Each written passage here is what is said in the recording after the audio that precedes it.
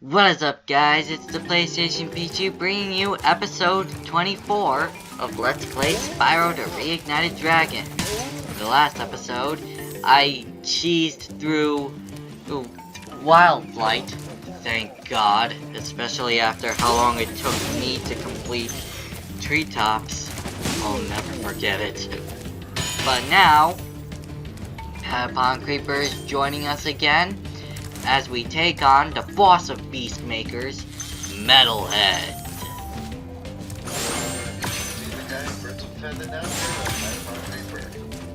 This is the level I was mentioning earlier when it came to a certain old theory with Spyro. You mentioned that in a is theorized to be Spyro's father, all because of his killer pattern in the original killer version. He had a purple with orange horns and wings.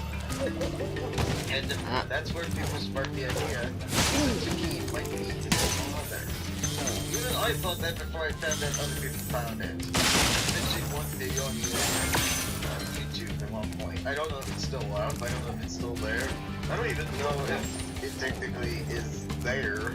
So, but yeah, it's a big theory. It was a huge theory when it came to Spyro, and it wasn't a big theory, but it was a theory. And I don't know if it's still designed the same, because I think some of the dragons have been recolored between the Reignited trilogy and the original trilogy.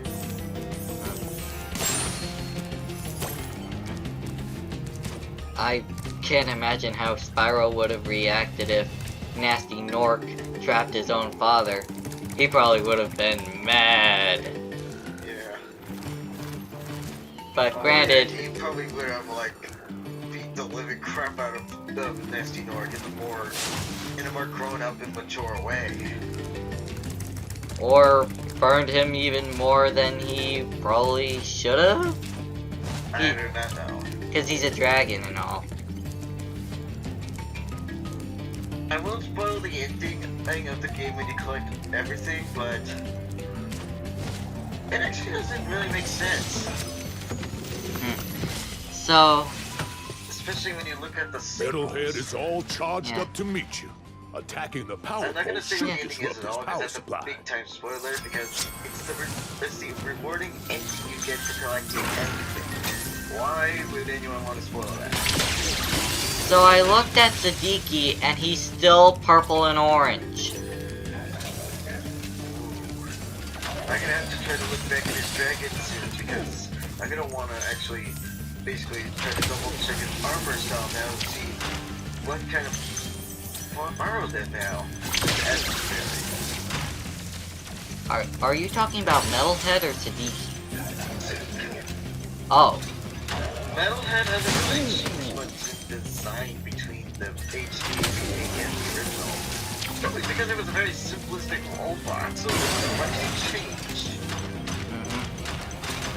Yeah, if bosses get like HD makeovers, scales added, horns, new kinds of details like some sawed-off teeth and stuff like that. Horns and claws and spikes on their weapons. Things get upgraded more. And then some bosses like Metalhead, they're just like, okay, shine it up here, shine it up there, sharpen the image, burn it out the polygons more, boom. Oh good, it's the same thing, but still. Heck, the first boss of the second game, his ballerina was actually completely changed. nah, spoiler alert. I'm not only- actually telling the fans which boss it is, I'm just saying first boss, that's it. I know, but Ballerina is changed. I know, but don't detail how it was changed. I only played the. Say how, but let's just say you're not gonna recognize if you play the original game, you won't recognize the new battle arena of the first boss of the second game. Oh, I played the original Spyro 2. In fact, I actually only played like the first half. Like, I completed the entirety of Summer Forest, then I did a part of Autumn Plains, and then that's about it. I'm actually kind of a little bit afraid of what I might find in Spyro 3, because the third boss, even in the original trilogy, was terrifying, but now I'm worried how much more terrifying is he gonna get with the HD remake? And so I continue to avoid ever finding any footage or any pics, because I don't want to see it further before I actually play Spyro 3. In fact, I was trying to show a friend recently the original boss battle, and a special little Easter egg that happens if you put the boss battle's health at nearly dead, like 1% left, but do not kill him. There's actually a special surprise guest that comes into the fight. I won't spoil what it is, but let's just say it's pretty gruesome when you do finish that guest off, making the battle even more terrifying. First, the music on the boss and his battle arena are scary. Now you got a disturbing moment added in as a cool little Easter egg. What were developers thinking? I don't know how I never noticed how scary it was when I was little, but as an adult, I'm wondering if I should consider myself too young for a game now. Is that scarier than anything I've ever seen in, say, Nightmare on Elm Street? Every single one of them, including the really crappy 2010 remake. And I am warning all Nightmare on Elm Street fans right now, do not watch 2010 remake, it sucks badly. I don't even know what you're talking about, so I think we're good. Yeah. Nightmare on Elm Street is a pretty good franchise of 8 films. Yes, I count Freddy vs. Jason as one of the 8. Freddy Krueger? Yes, Freddy Krueger from Nightmare on Elm Street. I thought that sounded familiar. Yeah, seriously, the 2010 remake makes him look like a fish that has bad jokes, including one that was already used in the franchise already. Really? Yeah, but they were so uncreative, and the worst part is this. Okay.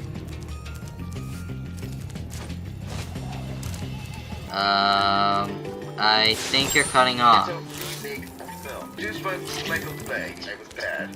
And basically they have a new guy for Freddy Krueger. They actually talked to him about how he improved it. The makeup makes him look like a freaking fish. And the worst part is they were actually gonna kill burn victim, but they toned it back. It's too real for their film. Too real? Are you freaking joking me? You're supposed to be realistic. You're a freaking horror film. I mean, it's even more inexcusable if it's a live-action horror film. It is. Like, seriously, you toned down the burn makeup and you're worried that it would be too real. You're supposed to be realistic, though. That's the whole point of a horror film. It's supposed to be realistically terrifying. Go beyond what's normal, you know? Go into dark and disturbing and messed up territory. That's the whole point of a horror film. Yeah. I mean, I get what they did with Sponge Out of Water, where they made SpongeBob, Patrick, Squidward, Sandy, Mr. Krabs, and Plankton CGI animated when they go into the real world, because I don't think it would. Because if they made the characters realistic along with the humans, it probably would have crossed the uncanny valley, as Pie Guy ruled. Well, actually, there's been a bit of different take when it came to the live-action parts of the SpongeBob show and the first SpongeBob movie. When they were on land in the movie, it was original animation, like 2D animation, over top of live-action footage. I know, I saw it. Whereas in an episode of SpongeBob where they're challenged by Sandy to go onto the surface, they use puppets. A sponge on a stick, a starfish on a stick, a fake squid with a big nose on a stick, a red crab with a smiley face on a stick, and then there's a stuffed squirrel with a glass dome on a stick. You mean actually... on a stick? Good one. I actually saw a Jeff Dunham special recently, one I haven't seen before. The very first one. Yeah, I have never seen Arguing with Myself until earlier today. And I was laughing my gut out at some of the jokes, especially one that Walter made during his little question scene. Someone asked like the most out of context question of all time. I'm not gonna talk about it here because this is a basically, let's just say it's a channel that doesn't go into inappropriate territory. Definitely not. I may make a few slight adult jokes, kind of like SpongeBob, like, Patrick, your genius is showing, but it's not going to be overt, like... Yeah, you basically make subtle ones and not so much of obvious ones, I guess. Like, not, like, lacking profanity and stuff like that. Yeah. Heck, even Animaniacs knew when to make subtle jokes just to make it a good show for kids and adults. It had kids jokes and adult jokes that were subtle. Really subtle ones. Like, for example, like they're stealing a turkey, and this guy comes up to them and says, "Give me the bird." And then Yakko's like, "We'd love to, but the box censors won't allow us." That was actually pretty good. They had like a lot of subtle adult jokes, including one that was not very appropriate at all, and yet it somehow got past the box censors. They threw that in just to get the censors a laugh, but they probably were on a day off that day, and it somehow slipped past them. Like, holy crap, how did it get by without them noticing it? It's too bad. Yeah. Was no one there at the censors that day? I don't know, but frankly, that was a great moment where the Animaniacs broke the fourth wall there. So, Oh yeah, they do, like, breaking the fourth wall sometimes. It's a really fun little gag they do. yeah, it's a great running gag. So also, this is a moment where I ended up getting lost looking for the hidden area in a place that I'd never think to look, and I looked it up again. But, thankfully, it wasn't anywhere near as bad as it was in Treetops, because it took much less time for me to complete the boss. I didn't die like an idiot, and No, that's a pretty simple boss. It's straightforward, and it's basically, thanks to some of the mechanics, it actually tells you without even actually telling you. Basically common sense. Okay, the lights are red on the thingies. Do not hit them, they'll hurt. Okay, light is green. Alright, bash away all. Heck, you can actually make some of the enemies that Metalhead throws actually destroy the things for you. It actually works even when they're red, so you don't have to get hurt. You just stand behind it when it's red, and the Metalhead throws the boogie dude, it breaks the little power generator. Heck, they actually die once they hit the wall, so you don't actually have to hit those guys. It's very hard to hit them anyways without getting hit. yeah, I actually had some of them ram into some of the generators a few times. It was a great time saver. Yeah.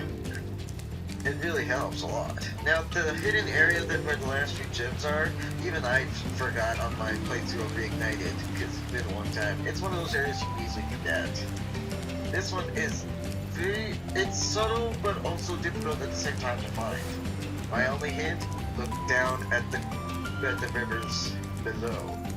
That's all I'll say, just to give a hint to the viewers, but yeah, it's pretty well hidden. And I never thought to look at it.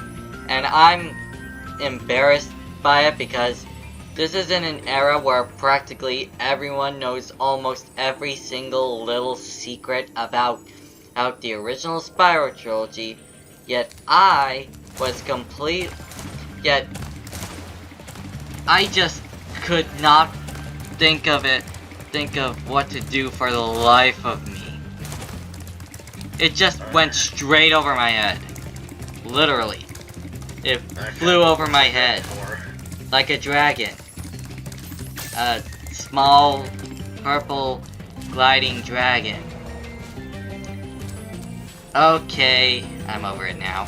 What do you think? Are you sick of this gag yet? No, I'm fine with it. Ah, in that case we'll continue. But now, here comes the real question. What do you think would have happened if you told me that you wanted this to stop? Do you think it would have been particularly different? Would I have taken the same idea but rephrased it superficially to fit that answer? Maybe you never would have even thought of it if I hadn't brought up the issue in the first place. Oh, now, think about it. Would it be worth it for us to make another ridiculous gag, just to do the other options? Clearly, this whole gag takes some time. What if the other option is even longer? How long will you have spent in total just to have heard everything I had to say? Or, this switch, maybe you just, as meant, chose the other option, and now you come to see what happens in this one. So, what do you think? Which choice was the better one? Imagine I if... actually don't know, I got really confused there. A lot of info. it was... I was joking around. If So you... I guess this is the part where you get that achievement? Yep, trophy actually. Right, trophy, I get correct. And- Kill the right one. And now, I'm Some exit... achievements are simple tasks like that, just collect all the gems in the level. Yeah, and apparently... There's been more ridiculous achievements, like farm for 16 hours straight with all these different clans.